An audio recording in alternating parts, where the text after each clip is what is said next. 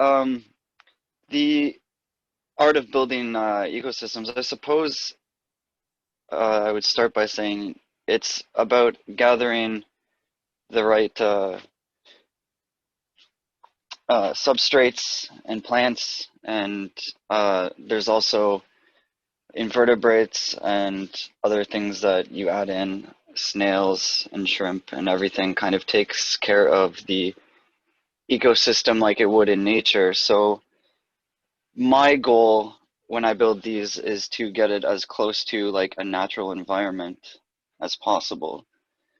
So I have a few aquariums which are uh, they're not self-sustaining per se. They do have filters and pumps, but the biological bacteria in these pumps and the filters help maintain and remove the ammonia and the nitrites, which are toxic to the fish, and filter them into um, chemicals that can be used for the plants and the mosses. As you can see, the floating plants on the top here help filter out the water.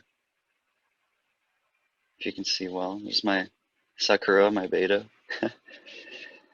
And yeah, so you start out with the base layer being the substrate, which is this is aquarium soil that provides the nutrients for the plants that help provide us a safe and clean environment for the fish.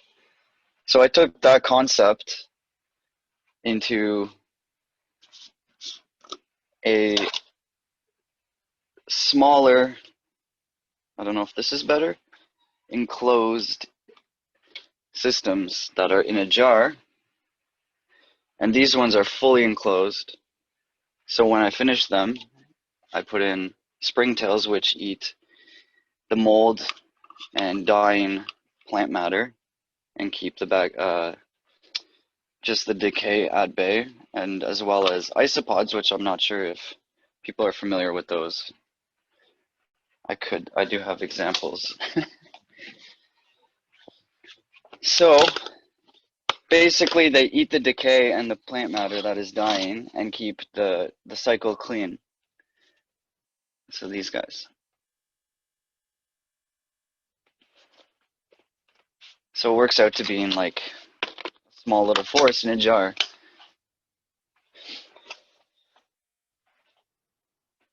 So after time, the plants grow, the plants die, the invertebrates eat them, and that leaves room for new growth.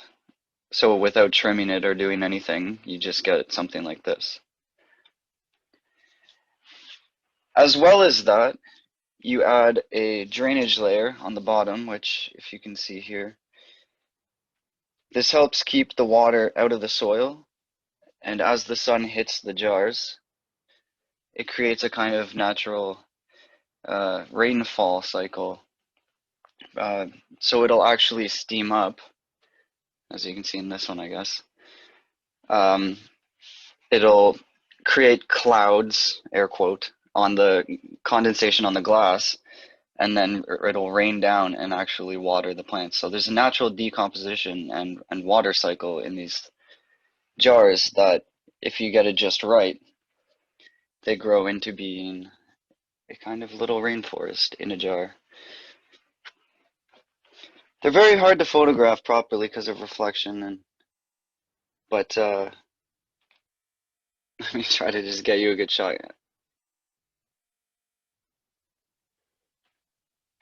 So each of these has different plants. Each of these has different rocks, soils, different combinations of carbon to try to just play around with the cycles and get what would be closest to a stable cycle for each, a stable environment for each plant, each invertebrate.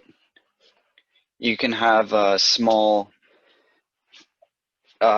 centipedes and millipedes in some, as long as they're the oxygen produced by the plants is great enough to sustain the bugs, animals, or whatever you put in here. Usually you don't put any animals. It's too small. It's not really,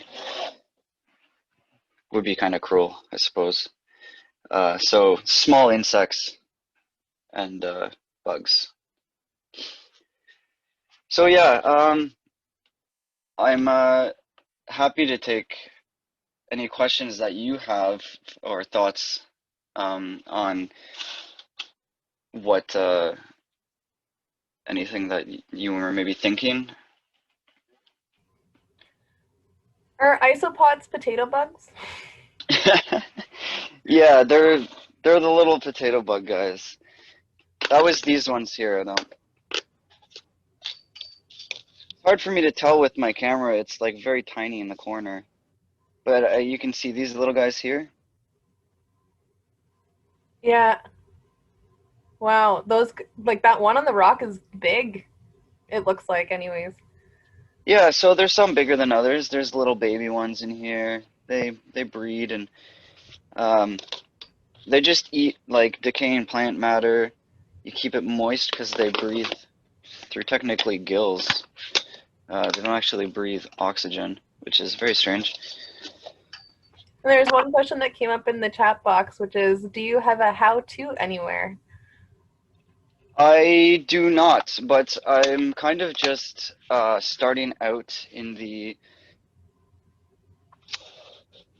I don't know what the trait the art of it, I guess. I'm just starting out in this hobby. I've been doing the aquarium stuff and the fish keeping for a long time, but I have been getting kind of requests from friends to kind of make or show how to do it or make little videos, and I've been thinking about doing it because it is a really neat thing, and I think having a natural ecosystem in your home, like I love sitting and looking at them. I know you've seen my aquariums, and it's so peaceful just Yeah.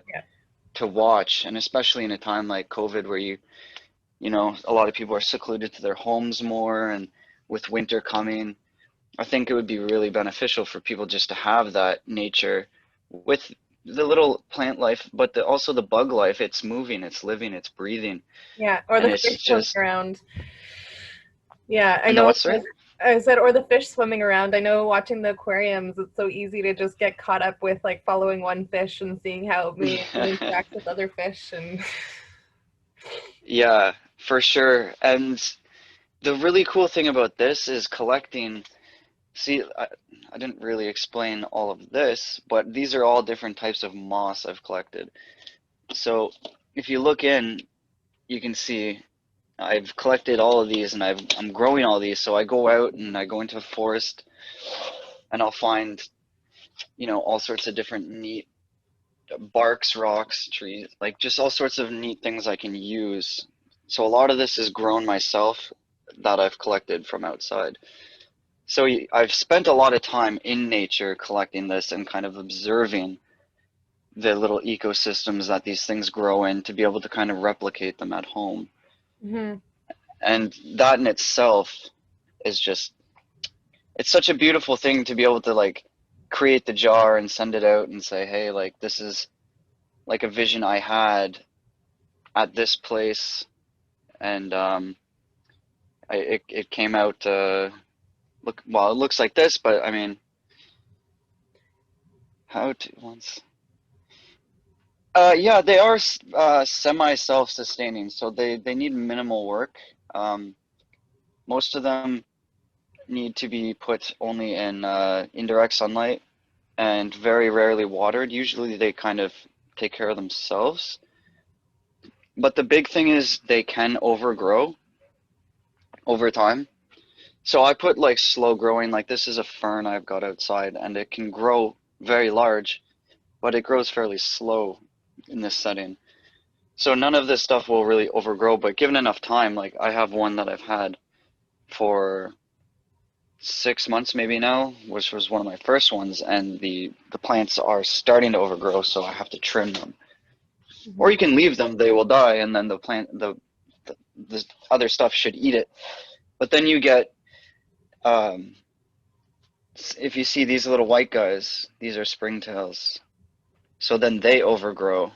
But it's a natural cycle, right? So it'll kind of like one thing will die and the other things will boom, and then things take over, and so you get left with like different things dominating at different times, like in nature. So Yeah, you can kind of take control of it and make it do what you want, or you can let it do whatever it wants to. yeah, I and like to let them. Sorry, go ahead. you can finish up. I was just saying I like them to do what they're gonna do as much as possible, but I do trim here and there. I've trimmed leaves. I think also the fact that you got this stuff from nature is really neat because, like, as the weather is getting colder, being able to have the piece of outdoors easily accessible on like a continual basis rather than needing to find ways to get outside and to actually see the greenery because right now all the trees are changing color, and so seeing life in that way and the continual process of it, that's, yeah, it's definitely probably helpful for like helping with the seasons maybe. I can say that, um, as I'm sure most people do, I suffer from anxiety here and there. I think most people do in some way or another. But I think sometimes I open these jars and I take a smell, and you really smell like what you smell when you walk into a forest after a rainfall. And it gives you that little hit of the, like when you go camping and you get out and you're like, ah, I'm out in the free air in nature, and Mm-hmm. like you really do get that sense that you're close to nature just by opening them. And Like, it's really what drove me to do this, is missing that kind of sense of being out in nature, and being able to be free outside and as much as we used to. I mean, I think it's one of the most important things is to unwind and look at the greenery. I mean, I know there are studies on it helping depression, being out in nature and seeing having plants in your home reduces anxiety and whatnot. So I think mental health now more than ever is a really something that people struggle with. So anything we can do to help, mm-hmm. whether or not we grow one plant or we grow a little ecosystem, I think everyone should, you know, everyone kind of deserves to have that feeling of free mind. I Mm-hmm. You're like nature in clarity. the jar. So if you do make those videos or anything, the how to, or if you like if you make it into a business or anything like that, feel free to post and share that with people. And if people want to learn more about these, then feel free to reach out. I would assume because I'm I more know than willing to help teach anyone who wants to learn how to do this. I've I'm asked, not a sensei, but I'm happy to guide anyone yeah, uh, with the knowledge I do have. and I've asked you a lot of questions over the time that I've like gotten to know these jars and the aquariums, and like all of the questions help sort of understand it more. So definitely reach out and ask questions if you're interested in learning more, because yeah, they're really neat to be able to just see how like it truly is multiple senses. As you said, like when you take off the lid, you do smell the nature, um, Hmm. and so it's multiple layers of that rather than just like looking at it. You also get to feel it and multisensory. And unfortunately, my camera doesn't do them quite justice. I mean, the glare is with the light reflecting off, it just it doesn't really show the depth of them, and it's hard to kind of get a sense of like just all the layers. But it they are. I guess people get the gist, but yeah, it's anybody who's looking for any advice or any uh, just someone to chat about with it, or doesn't know where to start, or wants to do anything really. I'm open to anybody with questions, and uh, really free for any of that. So feel free. I don't know if this is connected to anything of mine. Whoops. But I guess just message me on here or in the group on Facebook, and I'll do my best to help you out if you have any questions. Thanks so much, Sammy. I appreciate it. And